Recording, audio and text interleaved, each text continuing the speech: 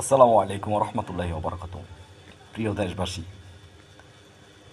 সাময়িক পরিস্থিতিতে লাইভে আসি না বা কথা বলি না, ভয় লাগে ভাই। যদি মেরে ফেলায়, যে জায়গায় দেশ ধ্বংস হয়ে যেতেছে, এখন কথা না বললে আর উপায়ও নাই, তাই কথা বলতে আসলাম। শ্রদ্ধার সাথে স্মরণ করছি মাওলানা ভাসানী সাহেবকে, যিনি বলেছিলেন আমার আসাম কই, আমার ত্রিপুরা কই, আমার আগরতলা কই। তারপরে পরবর্তীতে আর কেউ এইভাবে বলে নাই।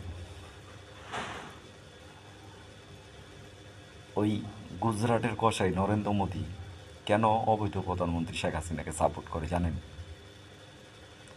কারণ আসাম, ত্রিপুরা, কলকাতা সব বাংলাদেশের অংশ, কেউ যাতে দাবি করতে না পারে, সেই জন্য তাদের